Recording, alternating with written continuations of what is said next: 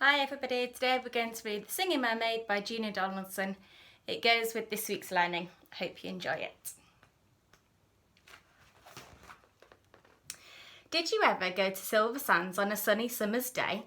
Then perhaps you saw the mermaid who sang in the deep blue bay. She sang to the fish in the ocean, to the haddock, the hake and the ling, and they flashed their scales and swished their tails to hear the mermaid sing. And sometimes the singing mermaid swam to the silvery shore. She sat and combed her golden hair, and then she sang some more. She sang to the cockles and the mussels, she sang to the birds on the wing, and the seashells clapped and the seagulls flapped to hear the mermaid sing.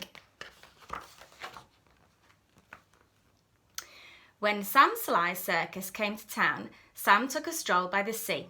He heard the mermaid singing, and he rubbed his hands with glee. He said, "I can make you famous, I can make you rich.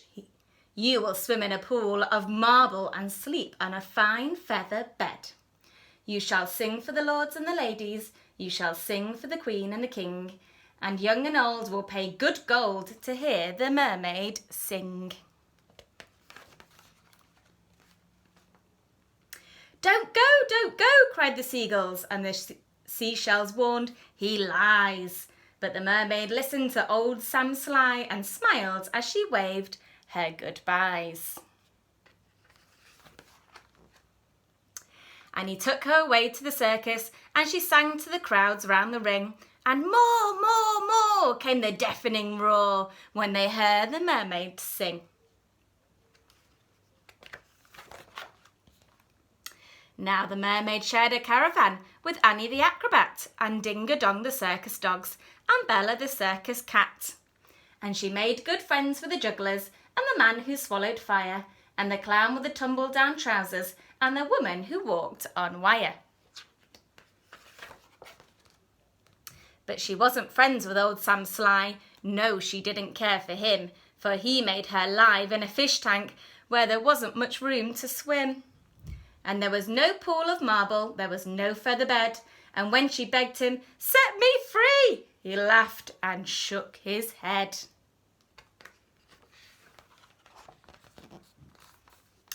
All summer long the circus toured, all autumn, winter and spring, and many a crowd cheered along and loud to hear the mermaid sing. But the mermaid dreamed of silver sands, and she longed for the deep blue sea, and her songs grew sad, and again she said, "I beg you, please set me free." But again he laughed and shook his head, and he told her no such thing. "Here you will stay while people pay to hear the mermaid sing." At Silver Sands a seagull was flying to his nest, when on the breeze he heard a song, the song which he loved best. And he followed the song to the caravan. Sam Sly was about to lock it.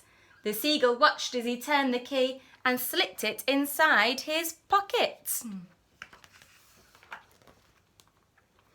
The seagull waited till Sam had gone, then he perched on the windowsill and tap, tap, tap at the window he tapped with his yellow bill.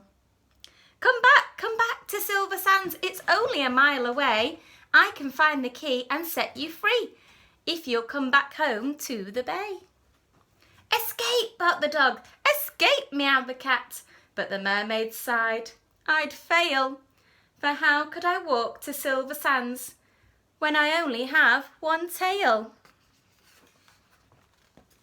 "Like this," cried Annie the acrobat, and she stood upon her hands. "This is the way, the only way to get to Silver Sands. Right hand, left hand, tail up high, there's really nothing to it. If I give you lessons every night, you'll soon learn how to do it." Next week, while Sam was snoring, the seagull stole the key. He carried it off to the caravan and set the mermaid free. And he flew ahead to guide her as she walked upon her hands, as along the moonlit road that led to Silver Sands. And the creatures on the seashore and the fish beneath the foam jumped and splashed and danced with joy to have their mermaid home. And she sang to the cockles and mussels, she sang to the birds on the wing, and the seashells clapped and the seagulls flapped to hear the mermaid sing. And if you go down to Silver Sands and swim in the Bay of Blue, perhaps you'll see the mermaid and perhaps she'll sing for you. The end. Thank you very much. I'll see you all soon.